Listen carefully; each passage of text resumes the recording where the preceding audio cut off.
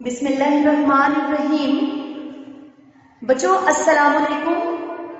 उम्मीद करती हूँ कि आप सब ठीक होंगे।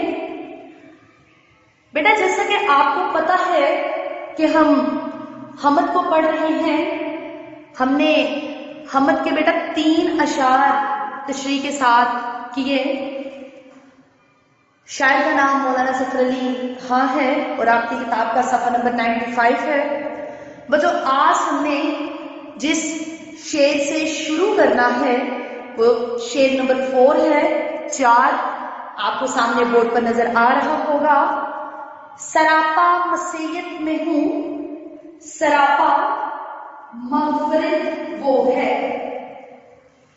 मसीयत हता पोशी दोष मेरी, हता पोशी है काम उसका। बच्चों मसीयत किसको कहते हैं? गुनाह। किसको कहते हैं? गुनाह। मग़फ़िरत, मग़फ़िरत किसको कहते हैं? माफी। हता पोशी रोश मेरी, हता पोशी है काम उसका। हता पोशी किसको कहते हैं बच्चों?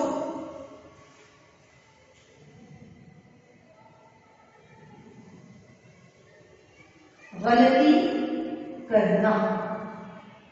ठीक है, इसका मतलब मैंने सामने लिख दिया है। अब हम इस शेर को जरा तफसील से पढ़ते हैं। सरापा मसीयत में हूं, सरापा मग़फ़िरत वो है। हता पोशी रोश मेरी, हता पोशी है काम उसका। जी बेटा, इसमें बच्चों मौलाना ज़फ़र अली खान बयान करते हैं कि इंसान बिलाशुबा अशरफुल महलूकात है। ऐसे ही है ना, मगर गलती और खता इसकी सरिश्त में मौजूद है। बच्चों रोए जमीन पर आने वाले पहले इंसान वो कौन थे पता है ना आपको? हजरत आदम अलैहिस्सलाम। और हजरत आदम अलैहिस्सलाम से भी एक खता हुई थी, लग़्ज़िश हुई थी। तो फिर क्या हुआ था कि अल्लाह ताला ने उनको दुआ सिखाई कि अपनी मग़फ़िरत तलब करो। ठीक है, कि माफी मांगो कि अगर हमसे कोई खता हो जाती है, कोई गलती सरजनत हो जाती है, तो फिर बच्चों हमें मग़फ़िरत करनी चाहिए, माफी मांगनी चाहिए। तो इसका तरीका भी अल्लाह ताला ने ही हमें सिखाया है कि गोया हता पोशी और हता पोशी कि हम गलती तो करते हैं और हता पोशी हमारी गलतियों पर पर्दा डालने वाली भी एक ज़ात मौजूद है। तो चूंकि हता पोशी और हता पोशी ये दोनों लाज़िम व मलज़ूम है, तो फिर क्या है कि इंसान में इस बात की मसीयत, इस बात का सबूत है कि अल्लाह ताला की ज़ात में मग़फ़िरत की शान मौजूद है।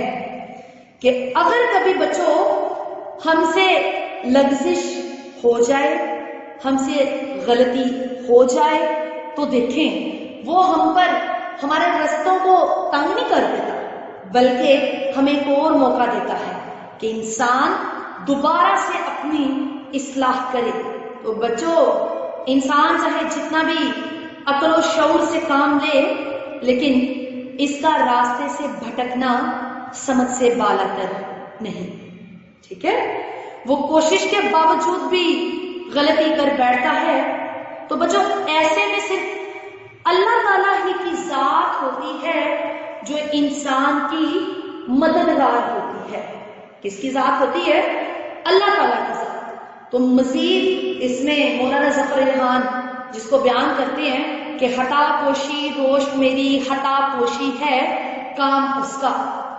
ज़फ़र अली खान कहते हैं कि अल्लाह मेरे गुनाह और मेरे परवरदिगार की रहमत दोनों बेअंदाजा है। कि जिस तरह हम गुनाह मतवातर लगातार करते रहते हैं, ऐसे ही बच्चों متواتر اور لگاتار ہے کہ جیسے جیسے انسان گناہ اور غلطیاں سرزنت اس سے ہوتی جاتی ہیں ویسے ہی اللہ تعالیٰ کی ذات خطا پوشی کرنے والی ہے، ہماری غلطیوں پر پردہ ڈالنے والی ہے۔ تو پھر کیا ہے کہ اللہ تعالیٰ بچوں اپنے بندوں پر بے انتہا مہربان ہے اور اپنے انسان سے بے پایا پیار کرتا ہے کہ ایک ماں بچوں دیکھیں نا اپنے بچے سے کتنا پیار کرتی ہے، تو اللہ تعالیٰ کی جو ذات ہے وہ تو 70 ماؤں سے زیادہ غفور الرحیم ہے۔ تو ایک ماں اپنے بچے کو کبھی کہتے ہیں کہ وہ ڈانٹ کر خود ہی پچھتا رہی ہوتی ہے، تو مجھے اللہ تعالیٰ کی ذات بھی جو وصف رکھتی ہے ہم سے جتنی بھی خطائیں ہوں جتنی بھی غلطیاں ہوں تو بیٹا اللہ تعالیٰ کی ذات ہماری ان غلطیوں کو پردہ ڈال دیتی ہے۔ تو بچوں دراصل غلطی اور لغزش انسانی فطرت کا حصہ ہے کہ فطرت انسان کی جیسے نہیں نا بدلتی، تو ایسے ہی ہم جتنے بھی عبادت گزار ہو جائیں گے لیکن کبھی نہ کبھی اور کہیں نہ کہیں ہم سے خطا ضرور سرزنت ہوگی۔ لیکن اگر جان بوجھ کر گناہوں سے اپنے دامن کو ہم آلودہ کیے جائیں، شیطانی کام کرتے جائیں تو پھر کیا ہوگا؟ جان بوجھ کر کی گئی بیٹا خطاؤں کی معافی نہیں ہوتی۔ تو اس وجہ سے آپ دیکھیں ایک مثال ہے کہ جس طرح شیطانی فعل ہے کہ اللہ تعالیٰ نے جب ابلیس کو حکم دیا تھا کہ میرے آدم کو سجدہ کرو تو اس نے کیا کیا تھا؟ انکار کیا تھا نا، تو وہ ایک عظیم گناہ تھا۔ تو عظیم گناہ تھا، اس نے کیا جواز پیش کیا تھا؟ اس نے کہا تھا کہ میں آگ سے بنا ہوں اور میں ایک مٹی کو سجدہ کروں، تو وہ کیا اس نے کیا؟ اپنی غلطی پر اڑ گیا، تو پھر اللہ تعالیٰ نے اس کو ہمیشہ کے لیے نامراد ٹھہرا دیا کہ جب انسان غلطی کرتا ہے اگر وہ اس پر نادم نہیں ہوتا تو اس پر اس کا جو وصف ہے وہ ایک شیطان کا وصف ہوتا ہے۔ تو بچوں آپ یہاں پر ایک دانا کا کول ایڈ کر سکتے ہیں، جو گناہ کرتا ہے وہ انسان ہے، جو گناہ کر کے اتراتا ہے وہ شیطان ہے، اور جو گناہ کر کے پچھتاتا ہے وہ ولی ہے۔ ٹھیک ہے کہ اس میں اللہ تعالیٰ کی کس قدر شان رحیمی ہے کہ بچوں ہم خطا پوش رہیں اور وہ خطا پوش، ہم قدم قدم پر گناہوں سے آلودہ ہو رہے ہوتے ہیں اور اللہ تعالیٰ کی ذات اسی متواتر اور لگاتار سے اپنی رحمتوں کا نزول ہم انسانوں پر کر رہی ہوتی ہے۔ جی بچوں اس کے شعر نمبر 5 کی طرف آتے ہیں۔ شعر نمبر 5 میں اس کو صاف کر دیتی ہوں۔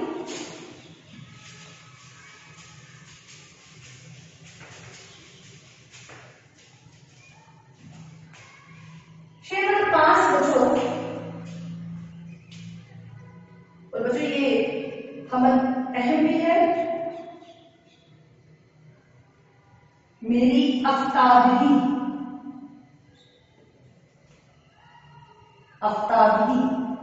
بھی میرے حق میں اس کی رحمت تھی کہ گرتے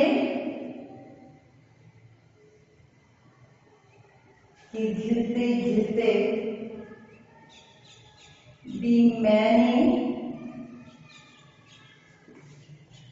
لیا دامن ہے تھام اس کا۔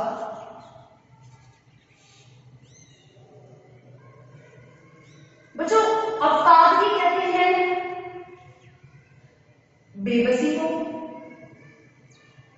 ٹھیک ہے، افتادگی کا مطلب بے بسی، اور دامن ہوتا ہے سہارا۔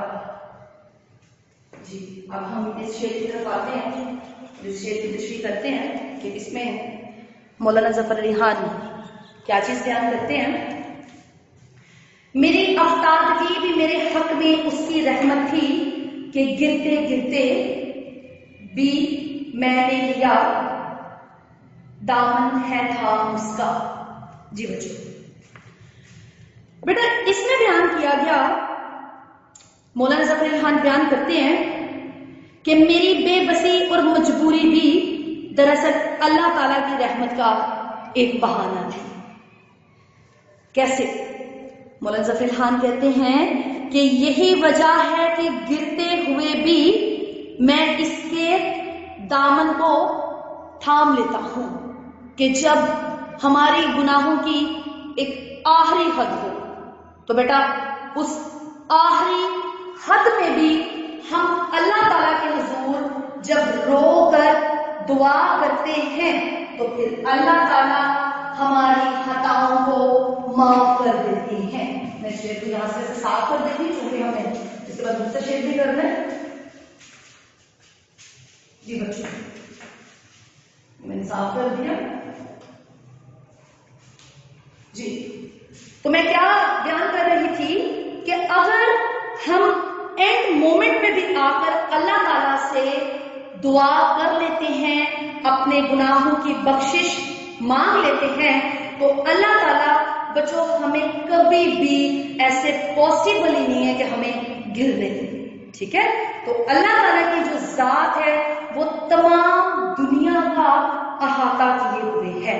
تو یہی تو ایک وجہ ہے نا کہ در حقیقت انسان غلطی کا ایک پتلا ہے اور غلطی کرنا اس کی سرشت میں رکھا گیا ہے.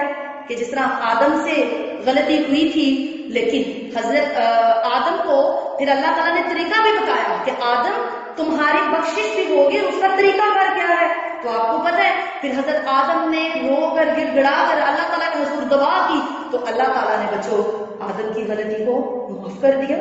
کہ انسان اپنی فطری افطار کے تابع ہو کر غلطی اور گناہ کرتا ہے، مگر ساتھ ہی سے بچوں پچھتاوا بھی ہوتا ہے. تو آپ کو پتہ ہے نا کہ ہمیں پچھتاوا بعض دفعہ جب ہم کوئی بھی چھوٹی سی غلطی بھی کریں تو ہمارا ضمیر ہمیں ملامت کر رہا ہوتا ہے. تو یہ اس بات کی دلیل ہے کہ آپ اللہ تعالیٰ سے دعا کریں، اللہ تعالیٰ ہمارے عیبوں پر پردہ ڈالنے والے ہیں. تو بچوں جو بروز قیامت جو چیز وبال جان بنے گی نا، وہ پتہ کیا ہوگی؟ وہ گناہ ہوگی، اور وہ لوگ جہنم کا ان پر وہ ایندھن بنے گی، لیکن تب پھر ان کی خطاؤں کو معاف نہیں کیا جائے گا، اور وہ ان شعلوں میں رہیں گے کہ وہ سوچیں گے کہ کیا خوب ہوتا کہ ہم دنیا میں رہتے ہوئے اللہ تعالیٰ کے حضور ندامت کے آنسو بہا لیتے اور اللہ تعالیٰ ہماری خطاؤں کو معاف کر دیتے. بیٹا دراصل دنیا کی کامیابی یہ نہیں کہ آدمی دنیا میں کامیاب ہو جائے، ایسے ہی ہے نا. اور ہم آدھو دیکھیں ہم کس چیز کا احاطہ کریں، ہم کس چیز کے پیچھے چل رہے ہیں؟ ہم اس چیز کے پیچھے چل رہے ہیں کہ جو ایک عارضی وقت کے لیے جس نے تمام لوگوں کو اپنے اندر مشغول کر رکھا ہے. تو یہ کامیابی نہیں ہوتی. کامیابی تو وہ ہے کہ جو دنیا اور آخرت کی ہو، کہ دنیا میں آپ ایسے محنت کریں کہ اپنی آخرت کے لیے بھی کچھ بنا رہے ہوں. تو انسان دنیا میں آ کر اگر اپنے مقصد، جس مقصد کے لیے وہ اس دنیا میں بھیجا گیا ہے بچوں، اگر وہ اس مقصد کو پورا نہیں کرتا تو اس کو کبھی بھی منزل نہیں مل سکتی. تو اگر ایسے میں وہ خدا کے حضور سجدہ ریز ہو کر ندامت کے آنسو بہائے تو پھر کیا ہوگا؟ ڈیفینیٹلی کامیابی اس کا مقدر بنے گی، اور وہ لوگ دنیا میں بھی کامیاب ہیں اور آخرت میں بھی کامیاب ہے. کہ اللہ کی مرضی اور منشا بھی یہی ہے کہ انسان غلطی کر کے اس پر ڈٹ نہ جائے کہ جو کام ابلیس نے کیا تھا کہ اس کو اپنے آپ پر غرور تھا کہ میں آگ سے بنا ہوں، میں کیوں آدم صاحب کو سجدہ کروں؟ ٹھیک ہے کہ میں آگ سے بنا ہوں اور میں مٹی کو سجدہ کروں گا. تو پھر کیا ہوگا کہ وہ ڈٹا رہا اپنی بات پر، تو اللہ تعالیٰ نے ہمیشہ کے لیے اس کو نامراد ٹھہرا دیا. تو اللہ تعالیٰ بھی یہی کہتے ہیں کہ اگر اینڈ مومنٹ پہ بھی اگر انسان بچوں اللہ تعالیٰ کے حضور ندامت کے آنسو بہا دیتا ہے تو اللہ تعالیٰ اس کی خطاؤں کو معاف کر دیتے ہیں کہ انسان کی فطرت گناہوں پر مائل رہتی ہے، لیکن اگر خدا کی رحمت کا دامن مل جائے تو وہ کامیاب ہو جاتا ہے۔ جی بیٹا، آج کا لیکچر یہیں پر اختتام پذیر ہوتا ہے۔ انشاءاللہ ہم حمد کو کنٹینیو کرتے ہوئے مزید آگے لیکچر کریں گے۔ تو بچے اپنا خیال رکھیے گا۔ اللہ حافظ۔